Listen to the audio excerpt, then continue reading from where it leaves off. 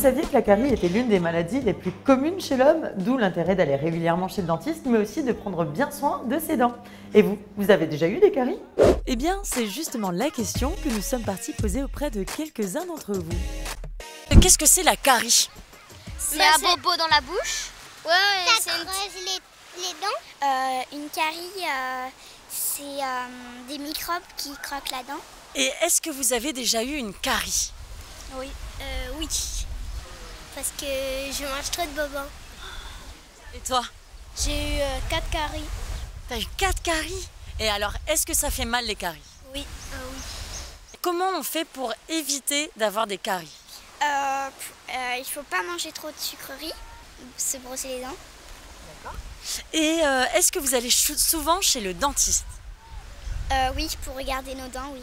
Vous n'avez pas peur du dentiste, vous, de toute façon? Vous êtes des courageux. Oui.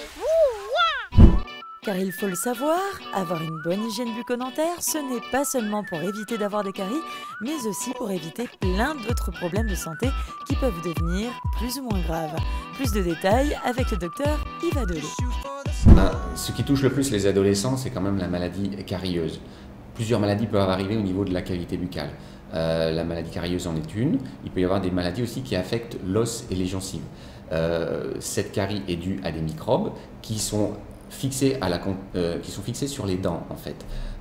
Et ces microbes qui sont sur les dents vont utiliser le sucre qui est dans la cavité buccale pour vivre bien sûr, et ces bactéries vont rejeter de l'acide. Ce faisant, elles vont créer des trous dans les dents.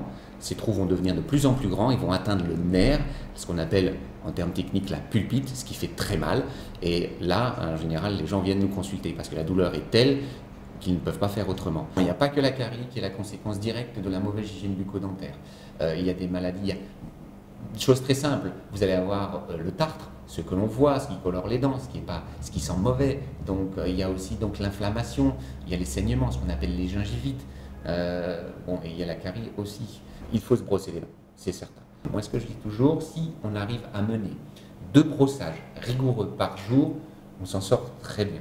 Mais ceci doit être associé à une hygiène de vie, comme on disait tout à l'heure, tout à fait bonne. C'est-à-dire qu'on peut manger du sucre, mais il ne faut pas en abuser. Donc 2 brossages quotidiens avec un dentifrice au fluor. Pourquoi le fluor? Parce qu'on a découvert que le fluor renforçait l'émail. D'accord? Et si vous voulez, le fluor va un petit peu être absorbé par la dent, un peu comme une éponge. Et en cas d'attaque acide, ce fluor est relâché petit à petit. D'accord? Et ce n'est pas l'émail qui est dissous à ce moment-là. Donc il faut absolument se brosser les dents avec une brosse à dents à petite tête. Pourquoi petite tête? Parce que tout simplement c'est beaucoup plus maniable. Et du dentifrice au fluor parce que ça renforce l'émail des dents. Avec 2 brossages minimum par jour, vraiment rigoureux. C'est-à-dire on fait le haut et le bas séparément, on n'oublie aucune face, on va brosser du côté de la langue, du côté de la joue, on termine par les faces qui mastiquent. Mais le brossage est bien, c'est important, mais il faut aussi le compléter. J'insiste énormément aussi sur le fil dentaire. Après, si l'espace est un peu plus grand, on va utiliser ce qu'on appelle des brossettes interdentaires. Et grâce à ces petites brossettes, on va nettoyer les espaces entre les dents. Mais si on se brosse bien les dents avec du fil dentaire et des brossettes, vraiment là, on est vraiment armé contre la maladie carieuse, les bactéries n'ont qu'à bien se tenir. Pour plus d'explications au sujet du développement d'une carie, voici une petite animation. Ça, c'est une dent saine. Comme vous pouvez le voir, elle est constituée d'émail, de dentine, de pulpe et d'un nerf. Lorsqu'une carie apparaît, c'est en fait que certains microbes se sont installés entre les dents. Et ce sont ces microbes-là qui sont à l'origine des trous dans les dents. En premier, c'est l'émail qui est attaqué. Ensuite, c'est la dentine. À ce moment-là, la dent commence à être sensible. Par la suite, la carie gagne la pulpe dentaire et finit par s'attaquer au nerf de la dent. Et là, ça fait vraiment très très mal.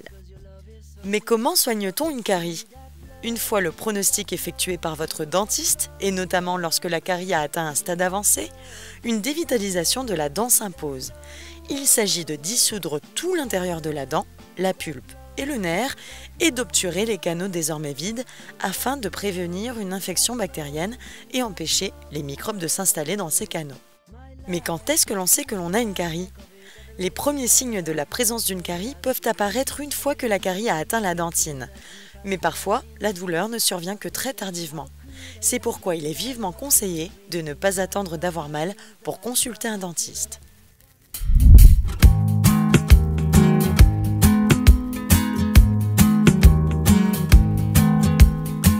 Alors, on l'aura bien compris, pour éviter les caries, il faut se brosser les dents. Et bon, maintenant qu'on sait à peu près tout, eh bien on se retrouve dès la semaine prochaine, à la même heure, sur la même chaîne, avec le même Peps. Ils sont trop forts. C'était une émission proposée par le Centre de documentation pédagogique de la Nouvelle-Calédonie.